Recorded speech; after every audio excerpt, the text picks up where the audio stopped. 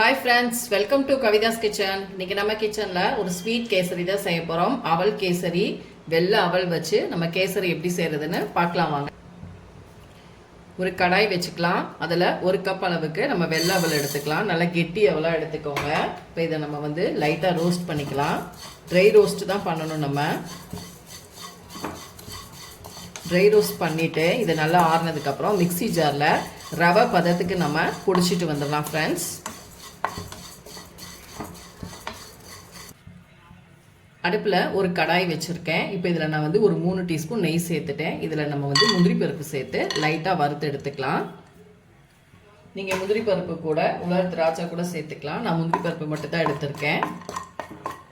இப்போ இது நமக்கு ரோஸ்ட் ஆனதுக்கப்புறம் இதை நம்ம வேறு பவுலுக்கு எடுத்துக்கலாம். முந்திரி நான் ஒரு பவுலுக்கு எடுத்து வச்சுட்டேன். இப்போ நம்ம எந்த கப்பில் வந்து அவல் எடுத்தோமோ அதே கப்பில் 2.5 கப் அளவுக்கு தண்ணி சேர்த்துக்கலாம்.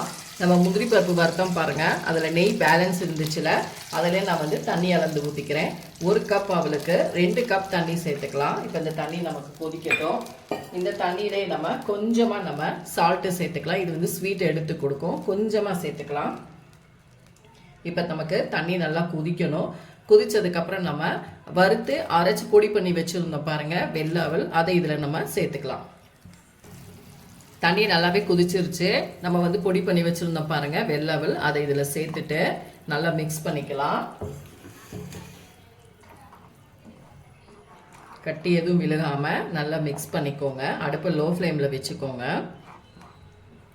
ரவை பதத்துக்கு நீங்கள் அரைச்சிங்கன்னா தான் நமக்கு நல்லா வரும். நல்லா கேசரி மாதிரியே இருக்கும். இப்போ இந்த தண்ணியை பூரா இந்த அவல் வந்து நல்லா உறிஞ்சிரும். இது நல்ல கெட்டியான ஒரு கன்சிஸ்டன்சிக்கு வரணும். அது வரைக்கும் நம்ம அடுப்பை நல்ல லோ ஃப்ளேமுக்கு வச்சுட்டே நீங்கள் வந்து விடாமல் கை விடாமல் கிண்டி கொடுத்துக்கிட்டே இருங்க.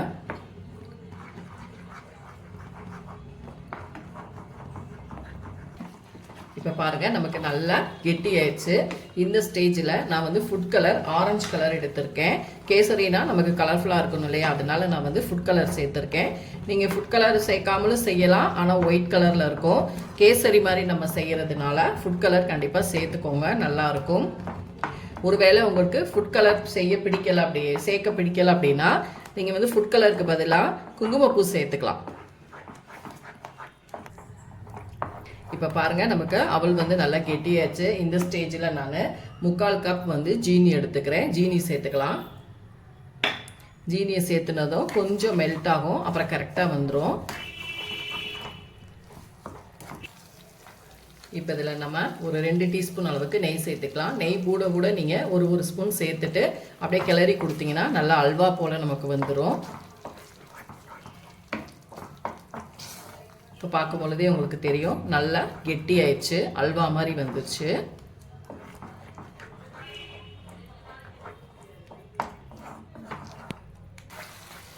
ஃப்ரெண்ட்ஸ் நமக்கு சூப்பராக கெட்டி ஆயிடுச்சு. இப்போ நான் ஒரு 1/2 டீஸ்பூன் அளவுக்கு ஏலக்காய் தூள் சேர்த்துக்கிறேன். சேர்த்துட்டு மறுபடியும் நல்லா மிக்ஸ் பண்ணிக்கோங்க.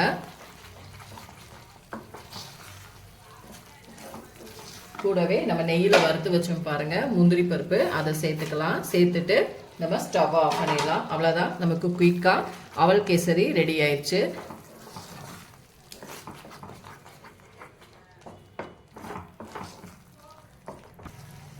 இன்னும் 1 ஸ்பூன் மட்டும் நான் நெய் சேர்த்துருக்கேன். அவ்வளோதான், அருமையான ஒரு அவல் கேசரி ரெடி ஆயிடுச்சு. இப்போ இதை நம்ம ஒரு பவுலுக்கு மாற்றிட்டு ஃப்ரெண்ட்ஸ், இப்போ பாருங்கள் நான் வந்து ஒரு பிளேட்டில் வச்சுருக்கேன். எவ்வளோ அருமையாக இருக்குது, சூப்பராக இருக்கா கேசரி.